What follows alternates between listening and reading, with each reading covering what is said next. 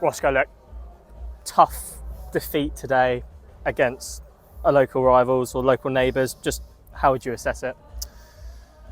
Well, my first assessment is they fully deserved the victory today, which definitely disappoints me coming on to have a conversation with you and say that. And mainly based on the fact that, you know, they showed more desire, more commitment, and you know, for me that's the complete opposite to the way that we performed the week before. So in the context of the result, you know, we got what we deserved today. Is it frustrating? It was, you know, a tough first half. We dug in well, I thought. I know we conceded late on in the half, but when we do get back level through Duarte, is it almost a frustration then that there was an opportunity almost to kick on and try and get something out of the game, and yet we can see sort of 5 minutes later?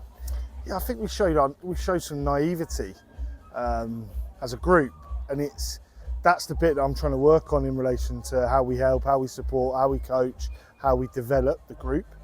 You know, I think you're right in, you know, obviously I think we've defended well for 42 minutes until they score the goal. But even on the goal, our structure isn't quite right. That being said, their wide player finishes well with a lob over Casper. But that aside, you know, I think we've come out in the second half. We've asked a few more positive questions of them defensively, and I think we get crosses into the box. We get our outcome, which again, in that sense, was fully deserved. And then we need the team to be resilient and stand up to exactly what they did for the first 42 minutes. And there was a little bit of fragileness in relation to how we defend at that moment. Going back to my initial point, you know, Ascot fully deserved the victory today.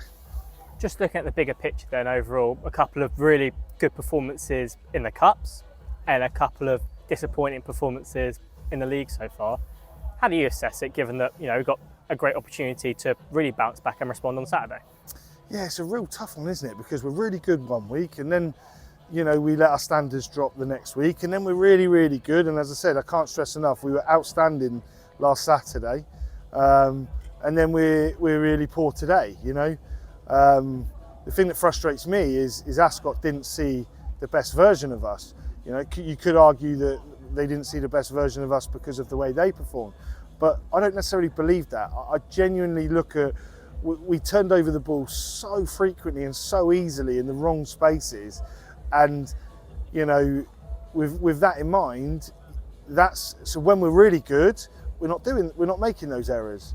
And I think that what I will continue to do is coach and work with the players at training, because that's what this club's about. It's about sticking together through these moments. And obviously we've got a big game on Saturday in the FA Cup, so you know, we can't feel sorry for ourselves. We've got to be ready to bounce back and put in the performance that this team can put in. And ultimately that is down to the players in relation to what they do between now, during the training sessions, and Saturday before we travel to Kent.